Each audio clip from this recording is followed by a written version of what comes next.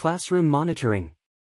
Classroom monitoring is a classroom management technique loosely defined as listening to the learners for their accuracy and fluency, or checking to see whether activities are going to plan and that the learners are on task.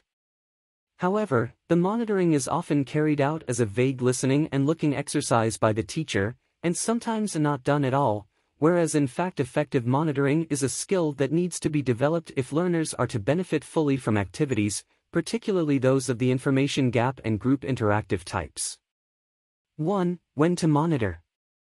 Monitoring goes on all the time, but particularly during speaking activities when the teacher is concerned with the general assessment of learners' performance in relation to general progress or recent language and skills development. Monitoring of individual learners takes place during written practice exercises, when the aim is to point out errors and encourage self-correction. Guided practice activities, particularly of the pair work format, are monitored for accuracy, while less guided group work activities are monitored for task achievement and fluency. Monitoring may be general or multipurpose, focusing on one or more of the following aims. 2. Purposes of monitoring. Not all learners develop at the same rate. Monitoring offers the opportunity to assess the progress of individuals, and often provides an indication of what to reteach or practice further. Specific aims of monitoring, depending on the stage of the lesson and the activity, include being aware of the whole class. The teacher should always be aware of how the class is getting on, whether the pace is too fast or too slow, and which students may need individual attention. There is often a tendency to teach to the lesson plan and materials at the expense of teaching the learners themselves.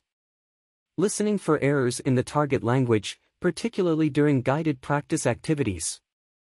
Correction is required here, since these are usually accuracy-based activities.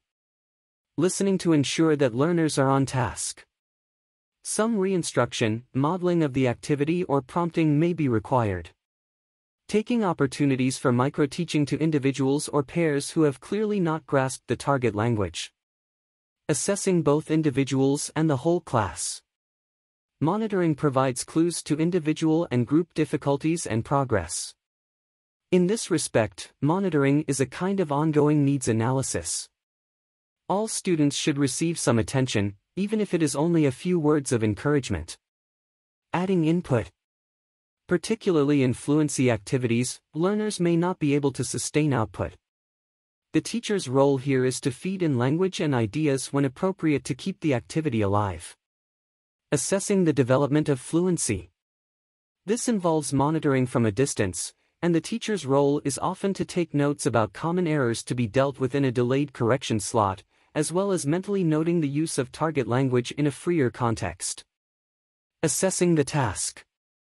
Some activities work better with one class than another, others are being tried out for the first time.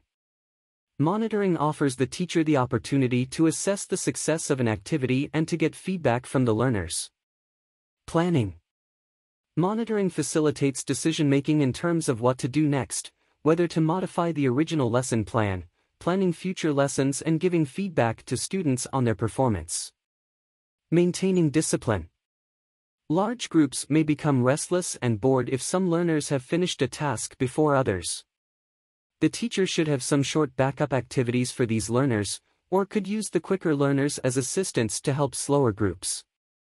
3. How to monitor. Monitoring is an acquired skill which hopefully becomes a good habit. Less experienced teachers may feel that they need to monitor closely and maintain control of activities, while other teachers feel that they should be involved at all times, and that monitoring is the solution.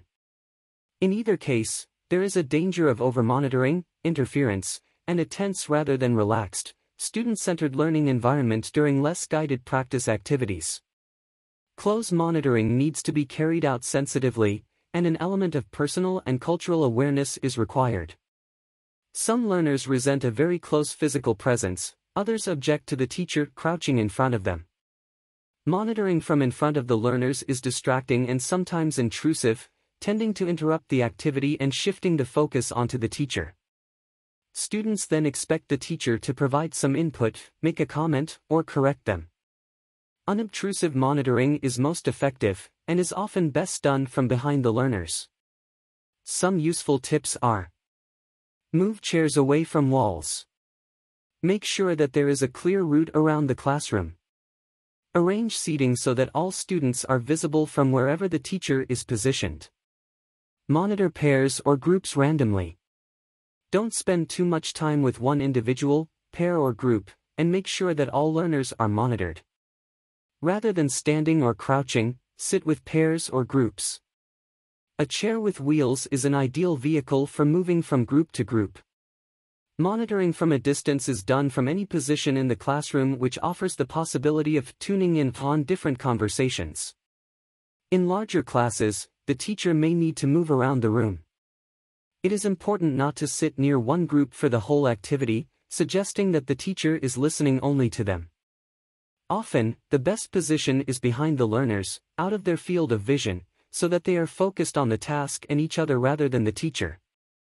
Learners may want to ask questions during freer practice activities. The teacher's response will depend on the activity, but it is a useful learner training exercise to teach the learners to note down any questions to be asked at the end of the activity.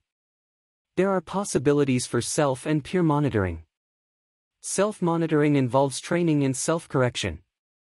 All learners may be involved in peer monitoring, but a useful technique is to ask learners to work in threes rather than pairs, with learners taking turns in monitoring the performance of the other two. Conclusion: the monitoring techniques above apply to all teaching and learning situations, but monitoring also achieves the purpose of providing discipline in certain circumstances.